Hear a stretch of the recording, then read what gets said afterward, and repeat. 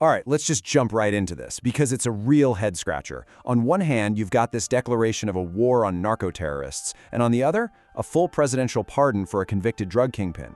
So today, we are unpacking this massive contradiction, the really strange and paradoxical drug policy of Donald Trump. I mean, how can both of these things possibly be true at the same time? Let's break it down. So first, let's set the stage with the official stance. This quote, it really captures that aggressive, almost militaristic rhetoric, right? Trump isn't just talking tough here. He's literally hinting at land strikes in places like Venezuela. He's vowing to take the fight directly to traffickers, right where they live. This is the whole foundation of his tough on drugs image, the policy that he presented to the entire world. And this slide just lays out the central puzzle perfectly. You see it right there. On the left, the stated policy, clear as day, launch a war on narco-terrorists. And on the right, the action, pardon a convicted narco-trafficker. Look, this isn't some minor disagreement in policy, it's a complete head-on collision between word and deed. And it just forces you to ask, what is really driving the decisions here?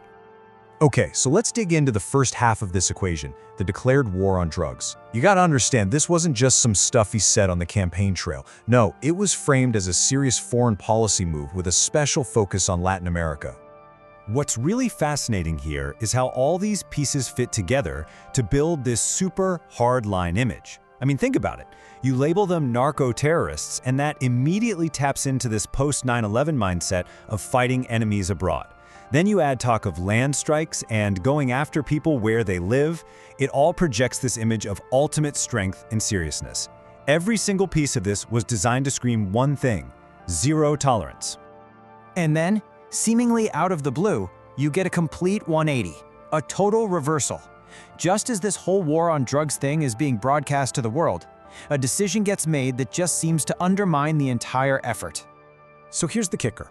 Right in the middle of this supposed war, President Trump grants a full and unconditional pardon. And who's the recipient? A guy named Juan Orlando Hernández. And who is he, you ask?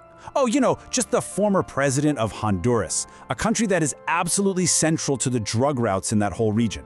Not exactly a small fish. And let's be crystal clear about his record, okay? Hernández was not in prison for some minor offense. He was serving a 45-year sentence right here in the United States after being convicted on major drug trafficking charges. The U.S. justice system had effectively labeled him a drug kingpin. Now, to really get the gravity of this pardon, you have to understand the scale of the operation he was convicted for. We're not talking about a small-time deal here. The numbers are, well, they're almost unbelievable. Just let that number sink in for a second. 400 tons. To put that into perspective for you, you don't usually measure cocaine in tons.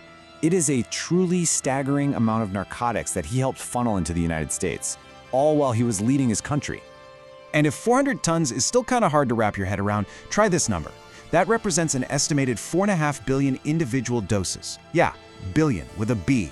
The scale is just mind-boggling. It tells you that Hernández was a major player at the very highest levels of international drug trafficking. So naturally, this brings us to the core question of this whole explainer. Why?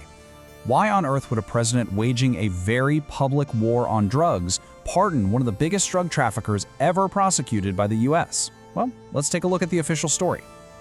This really is the question at the heart of the whole paradox, isn't it?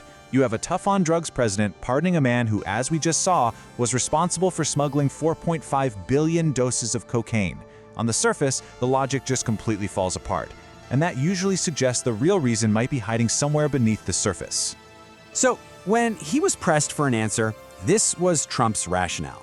He's kind of suggesting this slippery slope, right? Arguing that if you start throwing the leaders of other countries in jail, well, that same precedent could one day be applied right here at home. When you really listen to it, it sounds less like a foreign policy doctrine and, a lot more like a personal concern about his own potential legal troubles. Yeah, that official explanation, it feels a little incomplete, doesn't it? Kind of complicated. So what if the real reason isn't about policy at all?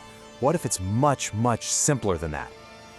And that brings us to a fascinating alternative theory, that this whole pardon, this massive policy contradiction, might have come down to a single, very well-crafted letter. A strategy based not on legal arguments, but on pure, unadulterated flattery. Okay, so here's how the strategy apparently went down. From his prison cell, Hernandez writes a letter, but he doesn't argue about the facts of his case. No, instead he compliments Trump, he calls his own conviction a politically motivated attack, and then, and this is the absolute key part, he draws a direct line between his situation and Trump's own legal battles. And this right here, this is the money shot. Look at this quote from the letter. He uses Trump's exact language, political persecution, and he explicitly blames the Biden administration. He even calls him Your Excellency. He's not just asking for a pardon, he's positioning himself as a fellow victim, an ally in the same fight. It's brilliant in a way. So, the theory here is that the pardon wasn't granted because of some grand strategy or deep legal principle. Nope. It was because Hernández successfully mirrored Trump's own narrative of being unfairly targeted. He tapped directly into a personal grievance, not a policy position. And the outcome of all this? A drug policy that, from the outside, seems to make absolutely no sense. It's incredibly aggressive one minute and shockingly lenient the next. It just appears totally unpredictable, driven less by any coherent plan and more by the personal whims of the person in charge. One day you're at war with traffickers, the next day you're pardoning one because he said some nice things about you. And this leaves us with a final, really important question to think about. When government policy, whether it's on drugs or foreign relations or anything else, is this inconsistent, this seemingly based on personal flattery instead of clear principles, what does that mean for everyone else? For our allies, for our adversaries, and for us, the citizens? What are the real-world consequences of that kind of unpredictability?